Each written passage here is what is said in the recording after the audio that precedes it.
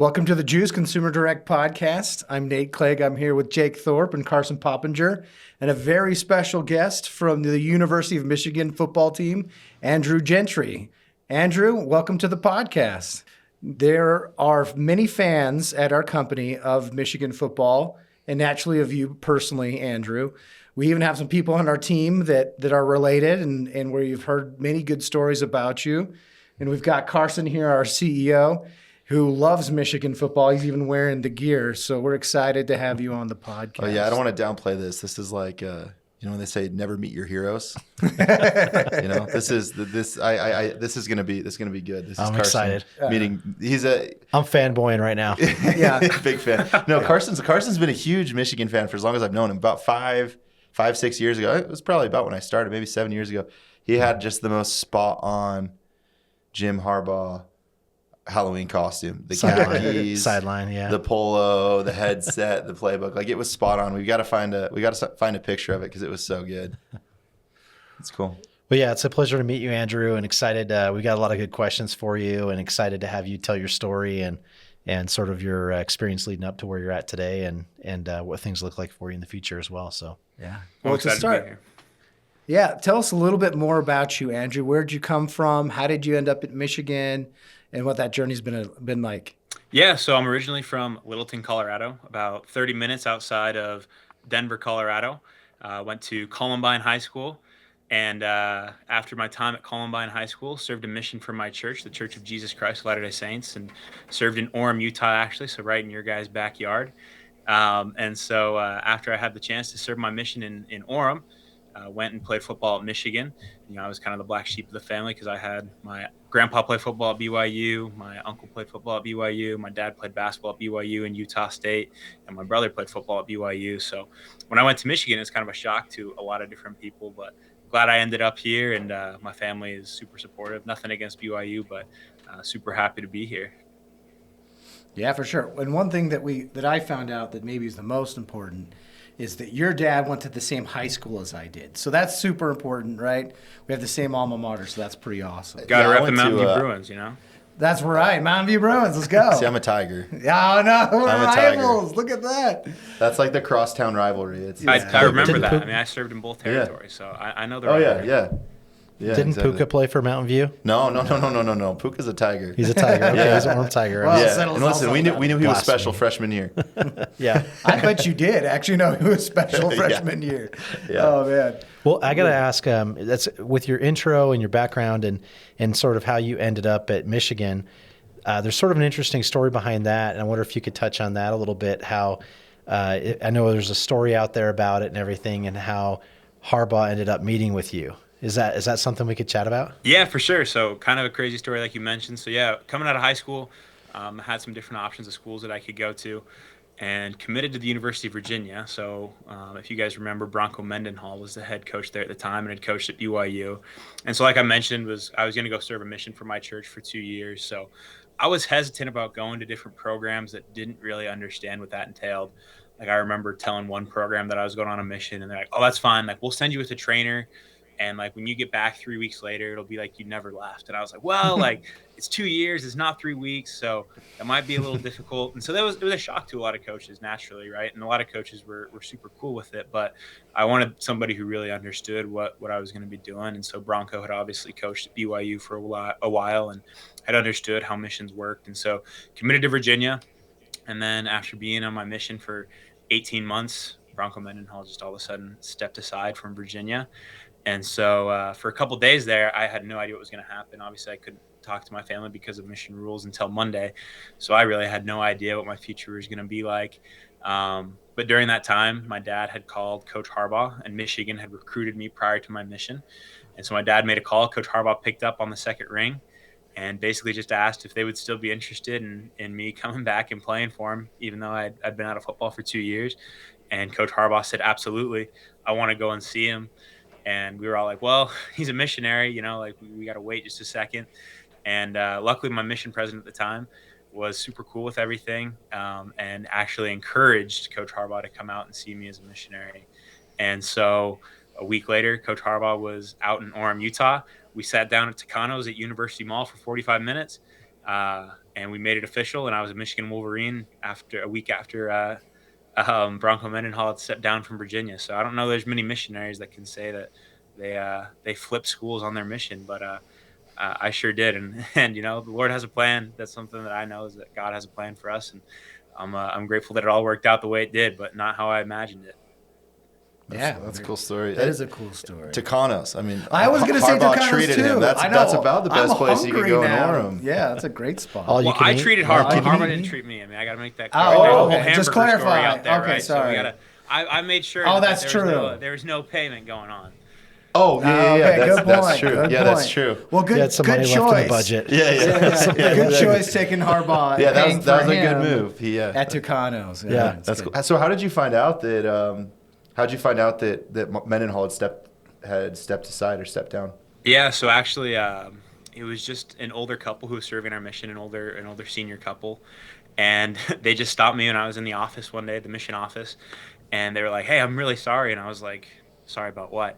Like, "Oh, did you not hear the news?" And I was like, "I don't know what news you're talking about." I was hoping everything was okay with my family, and they were like, "Well, Bronco Mendenhall stepped down as the coach of Virginia," so it was interesting to get the news that way, but. That's how I found out, was right there. And then obviously didn't really have access to any media, so I had no idea what was going on. I think that was a Thursday. And so for about 3-4 days there, I had no idea what was going on with my life or my future at that point. Yeah, maybe for those who don't know, when you're on a mission, right, you serve for 2 years, you have no access to like internet, really. You can send emails like once a week, but you're not like on ESPN.com or reading sports news or Twitter or Instagram or anything like that. You're pretty well isolated from everything that's going on in the world outside of the service that you're doing. So that would be a kind of crazy time to be making those big life decisions. Yeah, for sure.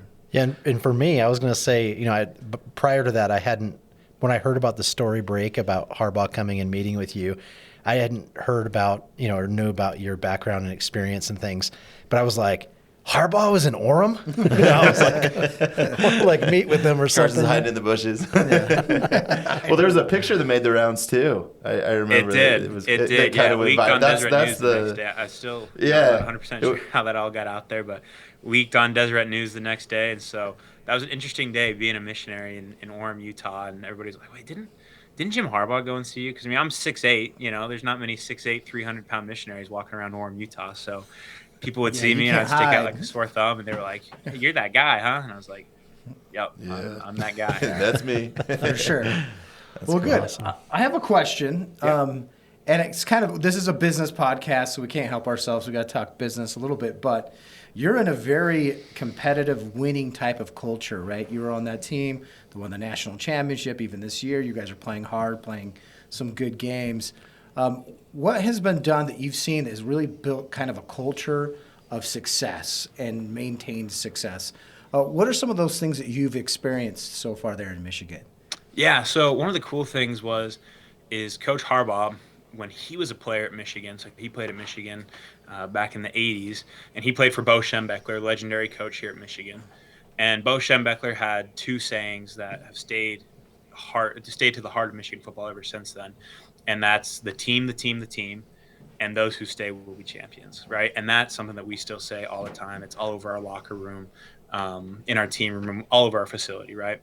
And really, the first one, the team is what it's all about, right? As he said, no man is above the team, right? No coach is above the team. Nobody's above the team. And that's all that it's about, is the team, right? So you're playing for the guy next to you. You're competing, right? Like you said, it's a highly competitive environment within the organization as well, right? So college football itself is obviously really competitive, but then inside of college football on the team, guys are competing for spots at a really high level. You're bringing in guys who are all the best players in their states, not just the best players at their school, but best players in the country, right? That are all coming to Michigan to compete for a spot on Saturdays. And at the end of the day, though, you still have to be a team. And so that's the big thing that's been preached at us, is the team, always putting the team first, right? And so if that means that I really wanted to start and, I didn't start that week, then okay, what is it that I can do on special teams to help the team? What is it that I can do even on the sidelines to help the team, in practice to help the team, on scout team, right? What can I do to help the team? And so that's something that's been preached. And then also, those who stay will be champions, right? You look through up and down times. If you go back to 2020, right? I wasn't on the team yet at that point. I was on my mission, but we talk about it a lot, is Michigan went 2-4 that COVID year. and a lot of people were saying that they should fire Harbaugh, that Michigan didn't have a future. And then you look at that bounce back, because we just preached that those who stay will be champions. And you look at 2021 Big Ten title, 2022 Big Ten title, 2023 Big Ten and national championship. And so it's a big turnaround, but that just shows that those who stay will be champions, right? Those freshmen who were there in 2020, who were seniors in 2023 on the national championship, really embodied that, right? That those who stay will be champions. And I think that's for anything in life, right? When things get tough, I think nowadays, unfortunately, there's a culture a lot that when things get tough, it's okay, well, let's just move on to the next thing. And even in college football, right? Okay, let's move on to the portal. Let's do this, let's do that. But really, at the end of the day, if you can stay and persevere through adversity, that's when you become a champion. That doesn't necessarily mean a national champion, but a champion in a lot of different ways. Yeah, and I think it's so much more meaningful to do that with people who you've gone to battle with for 3-4 years, right?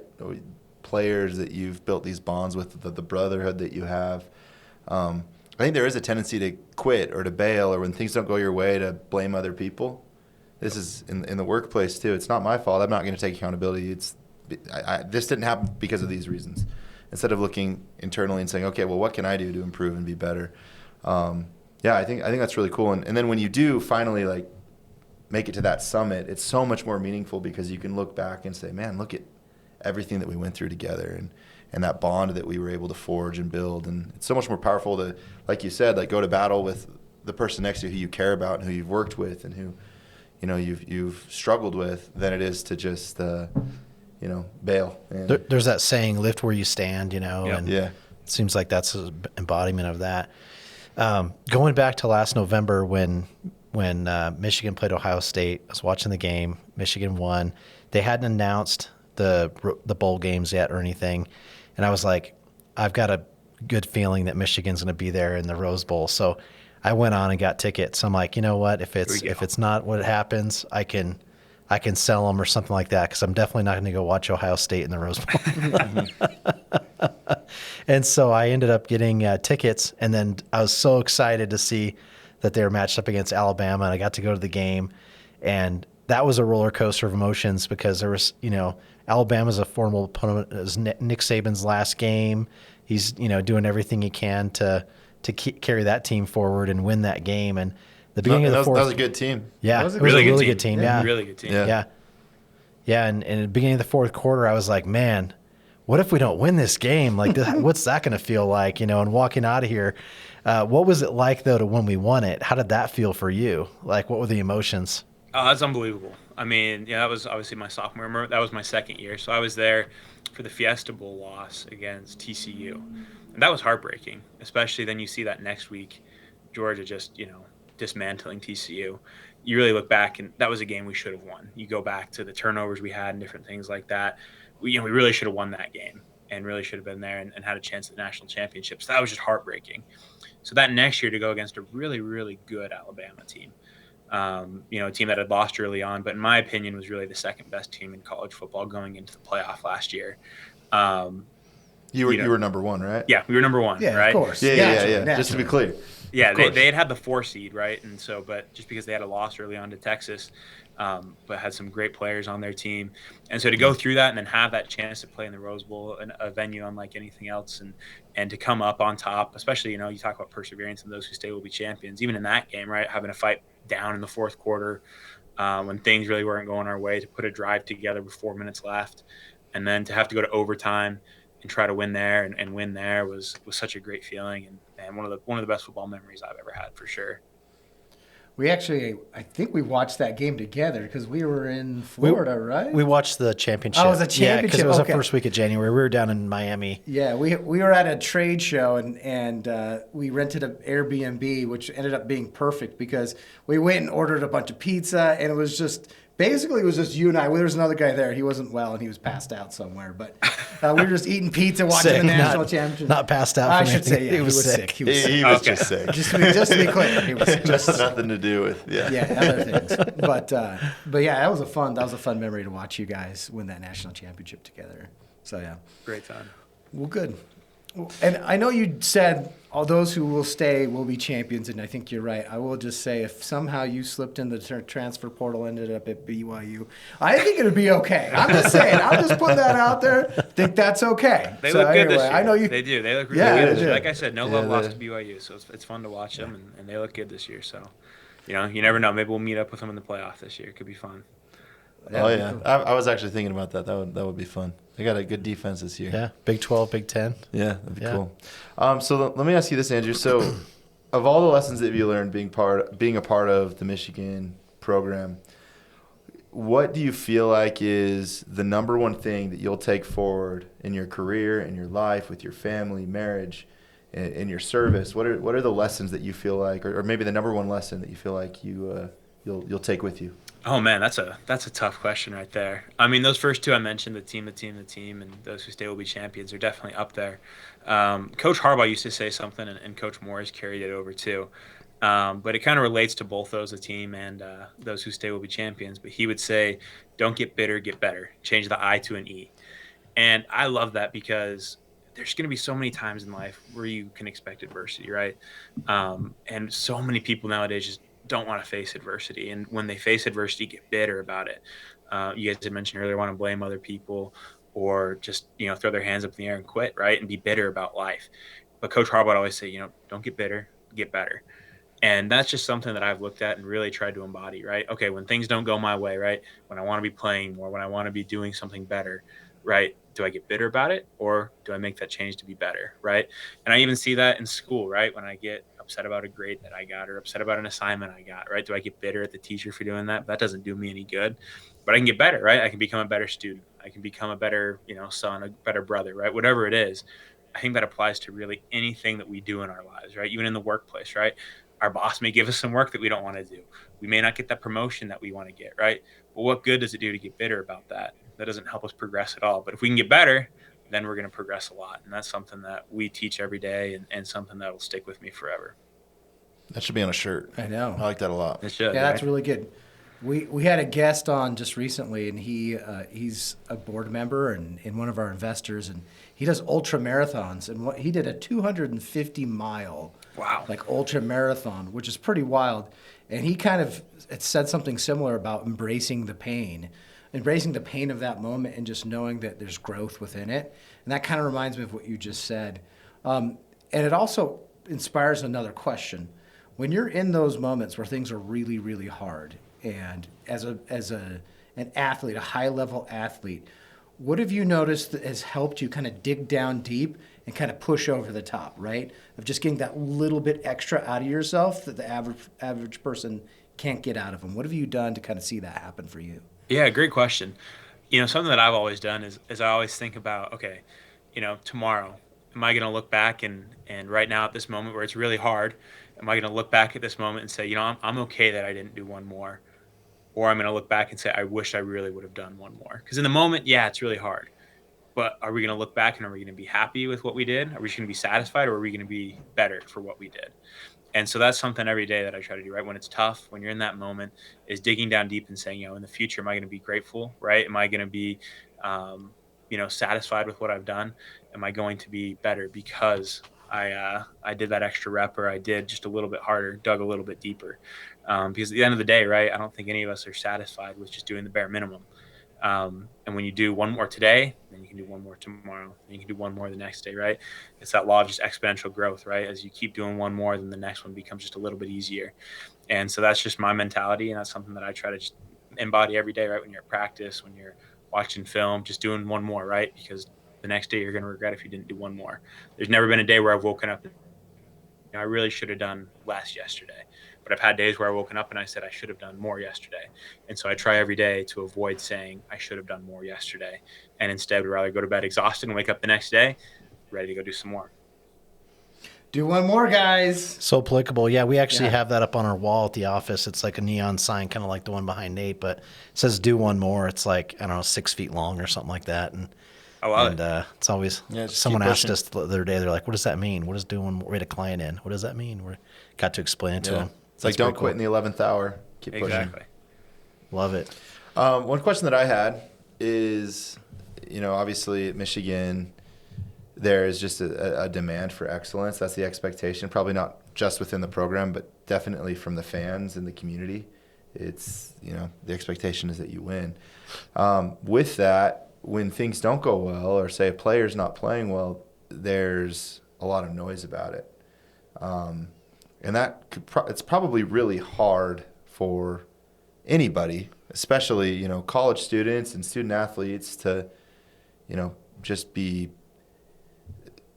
they're getting a lot of heat. I'm gonna pick on Will Howard right now. I mean, oh my, that was last week's game. Yeah, there's no stage bigger than that, and against the Ducks.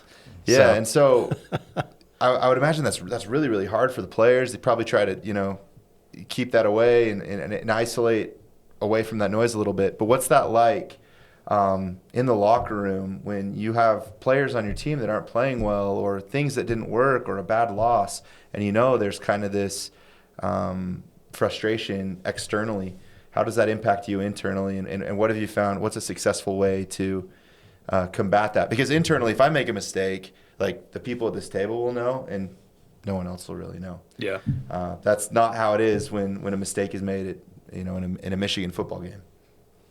Yeah, I mean, that's, like you said, it's a tough thing, right? It's a tough thing when you go and you're at Michigan Stadium, right? 110,000 people, the biggest venue in North America, and everybody sees it, and then you add the millions more watching on TV, and then you add the millions more on social media. And so, right, like you said, you make a mistake, and it's not just one person that's seeing it, it's millions of people that see it. And so really, the mentality that we've always embraced, and you see it last year, and it's a little bit of a different example, but I think it applies still. But last year we really adopted the mentality of it was Michigan versus everybody. And we did that last year when they were doing all the accusations about Coach Harbaugh getting suspended. And, we've always said it's us, right? Like, we don't care what the outside noise is. We don't even care what our fan bases say, to be honest with you, right? Because sometimes they're with us. The next day they'll be against us, like you said, right? They're all happy when we're winning. Then, you have a bad loss, for example, that's Washington. Then all of a sudden it's Michigan is horrible. Blame this person, blame that player, blame that coach, blame this. And it's like, it's one game. We made a mistake. And now all of a sudden we're the worst team in the country, right? They want to make us feel like. We've always said it's about us. It's Michigan versus everybody. And if you can have that mentality every day of, this is your team. Like I said, it's the team. You're going to stick together. You're going to embrace that, and you're going to embrace the process. We always talk about that too. We say the process over the prize, embracing the process of getting better, embracing the process of growing together, embracing the process with your team. And then you end up at the prize, right? Who knows what that prize is, right? You hope every year that it's that national championship. And last year, gratefully, it was. But is it just getting better? That can be the prize as well. It's becoming that best version of yourself every single day. But it's embodying just being together, being that unit yourselves, and relying on each other, right? Because we don't care about what anybody else has to say. It's about us, and it's about us versus everyone else. I would imagine that culture of demanding accountability from the guy next to you, but also giving support is an interesting kind of line to walk, right? Because you want to make sure that you're pushing everyone to be their best, but at the same time, and you want to win, but at the same time, you want everyone else to be their best too. And I like that idea of, everyone kind of supporting each other and us versus everybody. I think there's a lot of lessons there for process over, what was it, process over prize? Yep, process over prize. Yeah, if you do things the right way, the prize will come. Takes care of itself, yeah. Mm-hmm. Yep. Love it. Well, one of the other questions that, Jacob, you had, and maybe I'll steal it from you and just ask it anyway, was the transition from Coach Harbaugh to Coach Moore. And what's that like to be able to be in one environment? And granted, Coach Moore was already there, right? So I got to imagine that transition's significantly easier than having an outside coach come in. But yeah. What changes have you seen leadership styles wise, and how that vibes, and what you've learned from that kind of transition process between the two coaches? Yeah, great question. So it's hard to not just love Coach Harbaugh, right? I mean, yeah, it's tough. Like he's tough on you. He demands the best out of you. But you look back at it, you don't even look back. Like, you look at it right now, and Coach Harbaugh is one of the best football minds in all of football, not just college football, but really all of football. In my opinion, I think he's currently the best coach in all of football. And so having the chance to play for him was unbelievable. But like you mentioned, right, he instilled a really great culture at Michigan, and that's what he did, right? He has a great football mind, But more than that, he instilled an amazing culture of accountability, of the team, all these different things like we've already talked about. And with Coach Moore being on that staff, he had adopted those principles. And so that principle really carried over. And so that was a pretty seamless transition, right? In terms of culture, it's very much the same. But at the same time, Coach Harbaugh is one of the quirkiest human beings that I've ever met in my life. I could go on for hours of just random stories of Coach Harbaugh doing funny things, and Coach Moore very much so isn't that way. But at the same time, right, two very different leadership styles, but at the same time, it's still that ultimate end goal because of the culture that's been established. And so to me, what I've learned is just the importance of having a good culture, right? No matter who's at the helm, no matter what their leadership style is, it could be a little bit different. But as long as they establish a culture like we have at Michigan of, caring about the team, caring about each other, doing it for each other, not caring about individual success, but rather team success, then it doesn't matter those little quirks or those little different things or those leadership styles. It really doesn't make that big of a difference at the end of the day because you have those values instilled inside of you. And so to me, that's been the biggest lesson I've learned is just have your values, keep those values. And if you can keep those values, then it doesn't matter who's leading you guys. I think that's so good. Yeah. Like when you build a culture that like transcends any individual. Mm-hmm. The culture is much bigger than just a person, right? So if Carson is gone for a month, when he comes back, is Squeeze going to be the same place that it was when he left? And if it is, it's because he's established a culture that. Yeah, and I would feel comfortable lasts. that would be the case too, because the team carries it forward and everything, mm-hmm. and you got faith in your people and trust in the team and everything. What's one of the since you mentioned Harbaugh and brought him up again? Yeah. I'll just ask, like, is there one inspiring moment that you remember that sticks out for you, like an inspirational thing that he said or did, or something that you think back on and say, oh, that was like a really cool moment? Is there something that stands out? Because I was going to ask, like, if there was any funny moments, and like you said, maybe there's probably like a ton of funny moments. Maybe we follow up with that, like the most inspiring, and then maybe the funniest thing, because like funny Coach Harbaugh. I mean, you talked about him. You mentioned something about him, like in the cold tub with his khakis on and stuff. But. So I mean, there's a lot. And Coach Harbaugh, one of the things that I loved about him is he was always very even keel.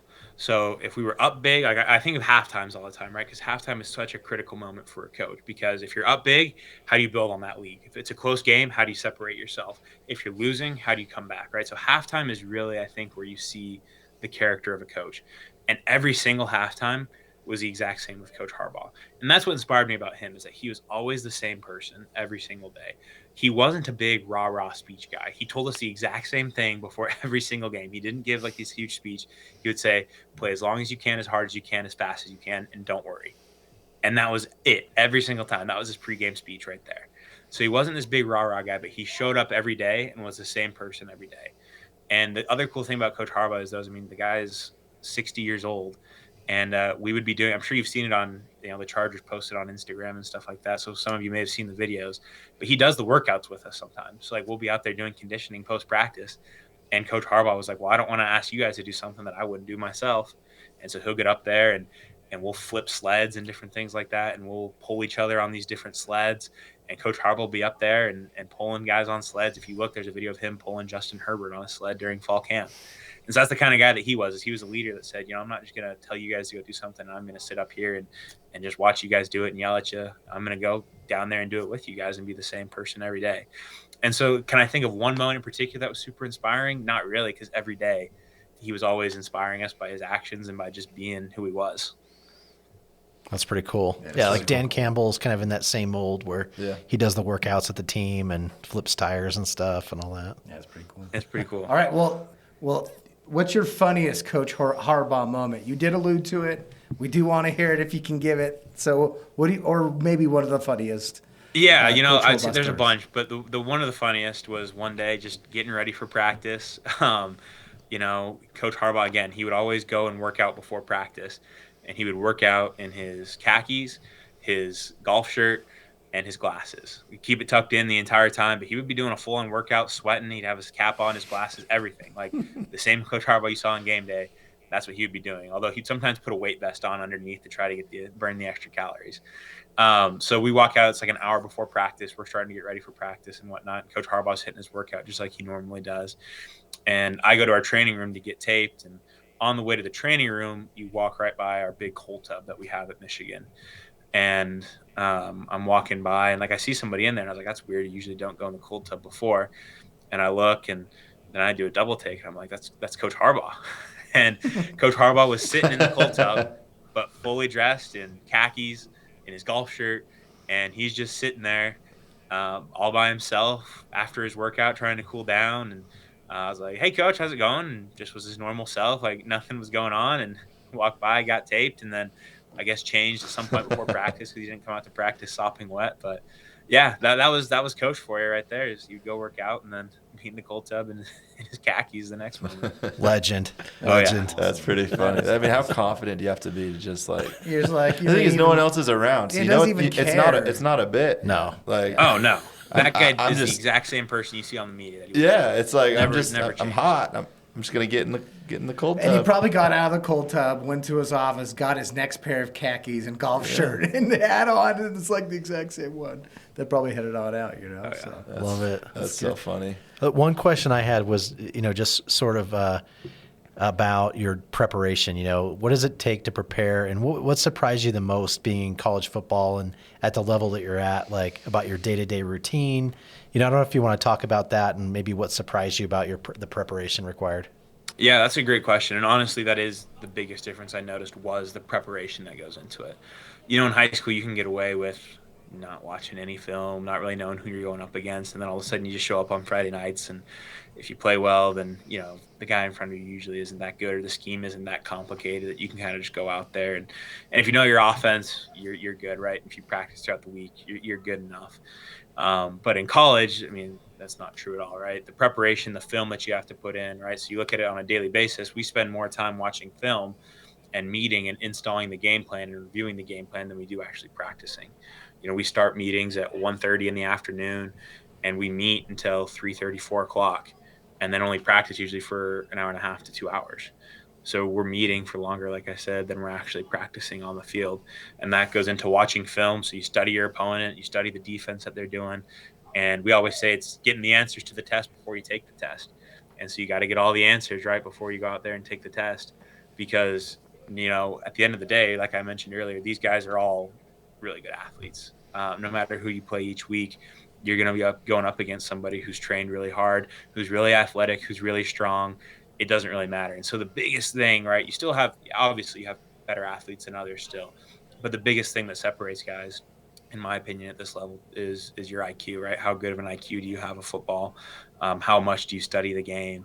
And so that really surprised me. It was something that took me kind of time to get used to, and I'm still trying to learn and adapt to is watching film and really getting to know your opponent inside and out before you go out there on the field. Does that preparation also nowadays include, I think it does, but I would love to know, just understanding the human body as well, like nutrition and what you eat and what they prep you that way and getting your body to where it needs to be? Does it include that kind of stuff as well? Yeah, absolutely. So every little detail is an advantage at this point, right? And so a big thing that we emphasize at Michigan is nutrition. We have a nutritionist. Well, we actually have 3 nutritionists on hand who are full-time nutritionists. Then we have like 6 interns or something like that are all nutrition interns. So they take really good care of us of really knowing exactly where our body composition is, how much muscle mass we have, how much fat mass we have, where we need to be, what our goal should be, what we should be eating on a daily basis and whatnot. And so they do a really good job of keeping track of that. But like you mentioned, it's really understanding how your body works, how it functions, and getting the best that you can. And then along with that is the training. In high school, I was just kind of like, if you bench more, then, you get stronger. If you squat more, you'll get stronger. You just do your basic Olympic lifts and you're good to go. But now in college, it's really, okay, well, how do I train to be the best functional athlete that I can? So our workouts are so specific at the different time of year of when we're training in the off season versus in season, doing injury prevention and doing things that get you stronger, but also make you a better athlete, but not just a better athlete in general, but better athlete at your position. And so there's so many details that go into just making you a better football player that go down to so many lower roots than just being a football player. Yeah. Cool. So you're studying, I was going to say, you're studying business at the Stephen Ross School of Business. Mm-hmm. And what are the interests that you have in business when you get done with school? What are you looking to go into, and what areas of business interest you the most? Yeah, I'd say the thing that really interests me the most right now is getting into the sales side of things. My dad's been in sales his whole life, and then it's just I love interacting with people. I love talking to people, and so I want to get into sales. Whether that's on different sides of things or what exactly I want to be in sales, I don't know exactly yet. But it's something I definitely want to do. And the cool thing about Michigan and the way the business school works here is you can't actually get a specific major. So I can't be an undergrad finance major or an undergrad accounting major. I have to be just an undergrad business student. Everybody gets the exact same degree in their undergrad. So it gives you a lot of options, right? So I've taken classes that are emphasis in sales, emphasis in accounting, emphasis in finance. So you kind of get a feel of everything, and then you can choose what you want to do. And so right now I'd want to work in sales, but I'm open to really working in wherever. But like I said, love interacting, love talking to people. Well, I'm the sales guy in here. We all sell, frankly. But, chief revenue officer here.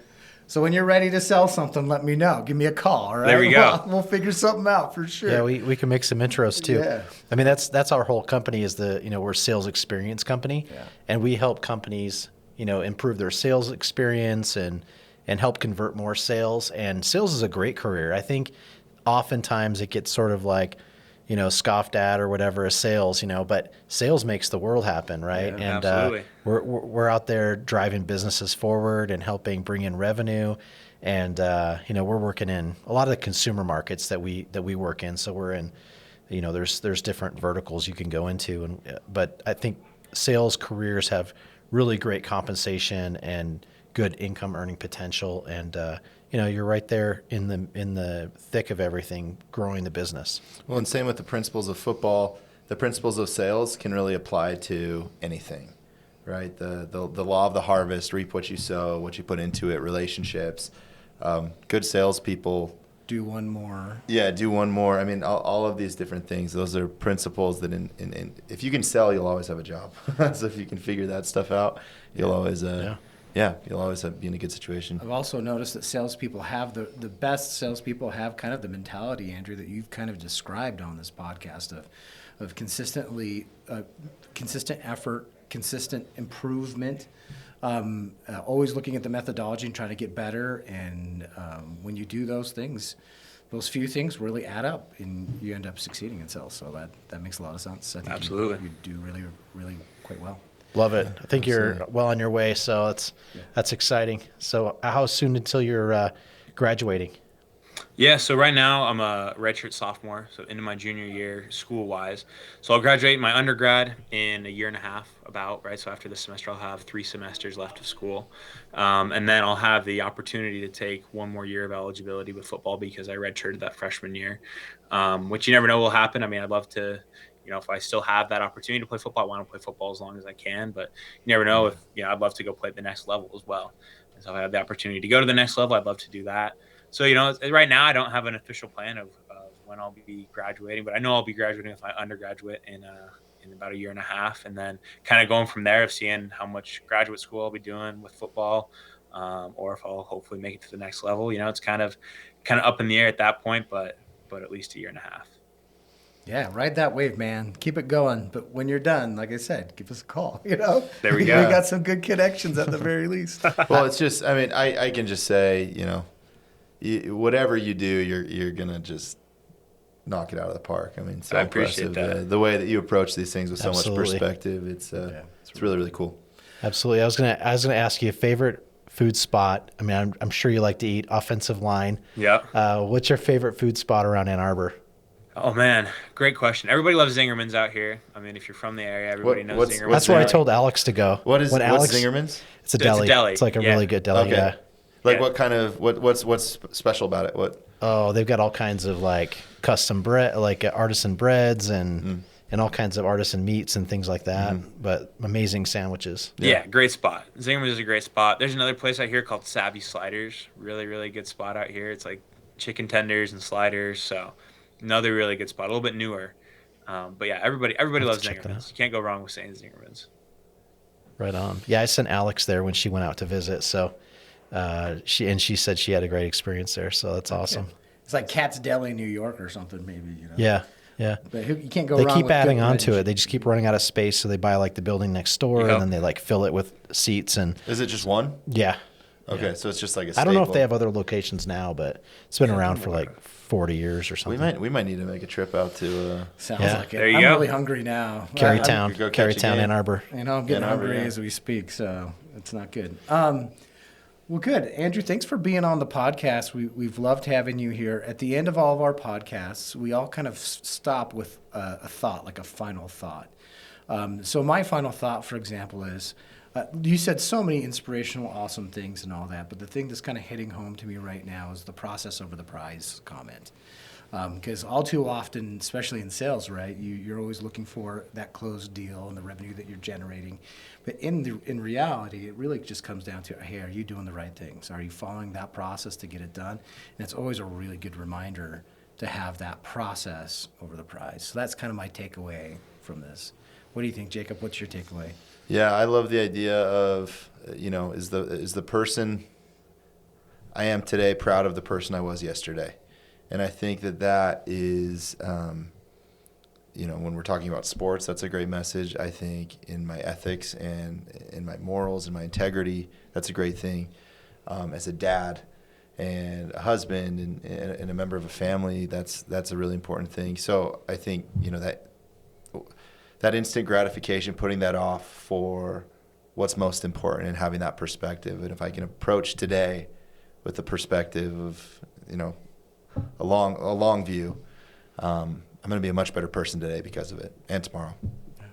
Yeah, I think, first of all, thanks so much for being here with us, Andrew. It's been great getting to know you and taking time mid-season to chat with us.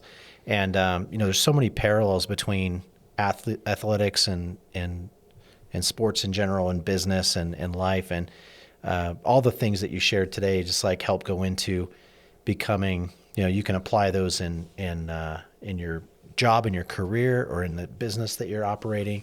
And I think that everything you guys talked about really, just sort of underlines that. And, I just want to say good luck the rest of the season, and go Blue. We got Illinois this week, right? Illinois, yep, heading out here on Friday. Big so. game, big game. Big Go get game, 'em, man. yeah, big game. Yeah. For us. So we need the win here. We're excited. Yeah. All right, Andrew, any parting thoughts for our audience from you? What's your parting thoughts for us? Oh man, well I just appreciate you guys having me on here. I really do. It's been a pleasure to get to know you guys and to be on your podcast. If I could leave with one thing, something that we preach, now, it goes along with that process over the prize, but we've got in our locker room that Coach Moore just put in. He says the process, the pursuit, the standard. And if you can focus on those three things, the process, the pursuit, the standard, then every day, again, you're not focusing on that end result, but you're focusing on the process of getting better every day. And you're pursuing it, right? You're not just quitting after it gets hard after one day. When things go not your way, what are you going to do after that? And then the standard, right? What is your standard? Are you upholding that standard every single day? And if you do those things and focus on the process, the pursuit, the standard, then things do work out, right? Maybe not exactly how we imagined them to work out, but at the end of the day, you'll always be successful if you can focus on that process, that pursuit, that standard, and hold that standard super high every single day, and then continue to raise it. Then you're successful. Awesome. Well, once again, thank you so much for being here. You've been watching The Juice Consumer Direct Podcast with special guest Andrew Gentry. Yeah. Please, if you have any comments or questions, leave them below. We'll make sure to get to them. Who's got it better than us? Nobody. Nobody.